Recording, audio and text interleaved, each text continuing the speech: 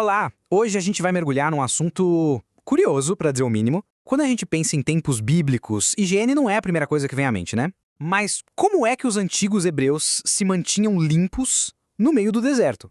Pois é, a pergunta que fica é essa: como é que um povo inteiro, vivendo como nômades num dos lugares mais inóspitos do planeta, conseguia, se manter limpo? E a resposta, olha, é surpreendente. Mostra uma capacidade de adaptação incrível. Para eles, para os antigos hebreus, higiene era muito mais que limpeza. Era uma questão de sobrevivência, que misturava, olha só, engenhosidade, um conhecimento profundo da natureza e, claro, uma fé que movia montanhas. Então, para a gente entender como eles faziam isso, primeiro a gente precisa visualizar o cenário. E que cenário, viu? Vivendo no deserto, em constante movimento, não era moleza não. Trazia uns desafios assim gigantescos, principalmente na hora de cuidar da limpeza. Imagina só os perrengues do dia a dia. Era poeira o tempo todo, em tudo. Nada de banheiro, sistema de esgoto, esquece. E ainda por cima um monte de insetos e pragas. E o acesso a recursos básicos, super limitado. Nessas condições, manter o mínimo de higiene já era uma batalha diária.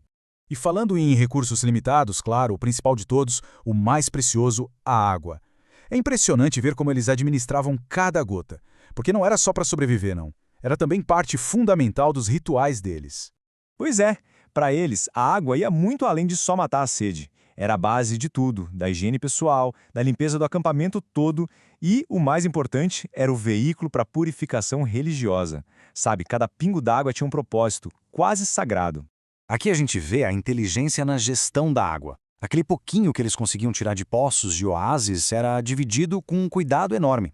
Um pouco para lavar o corpo, outro para lavar as roupas, para cozinhar e, claro, uma parte era separada para os rituais de purificação. Nada, absolutamente nada era desperdiçado. Tá, mas e quando a água era ainda mais rara? O que eles faziam? Bem, aí eles recorriam à, digamos, farmácia do deserto. A própria natureza oferecia um monte de soluções geniais, tanto para limpeza quanto para a saúde. É impressionante a criatividade. Para cada problema, eles achavam uma solução ali, nas plantas do lugar. Tinha uma ferida ou queimadura de sol?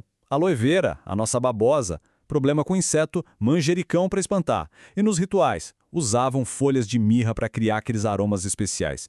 Isso mostra uma conexão com o ambiente que é, fantástica. E essa sintonia fina com a natureza nos leva para um outro nível de entendimento. A higiene para eles não era só uma coisa prática, do dia a dia.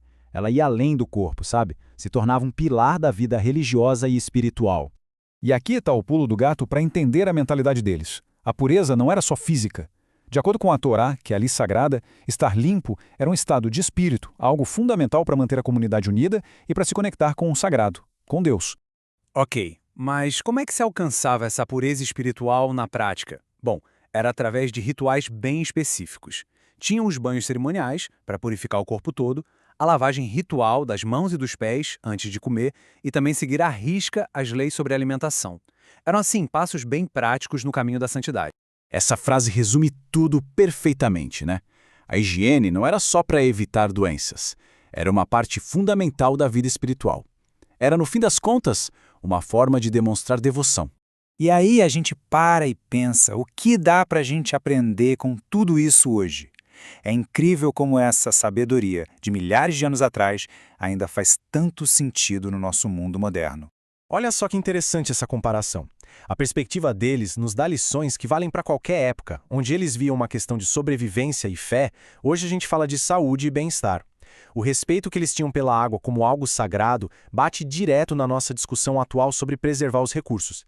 E o jeito como usavam as plantas como remédio nos lembra hoje, mais do que nunca, da importância de viver em harmonia com a natureza. E tudo isso deixa a gente com uma última reflexão, né?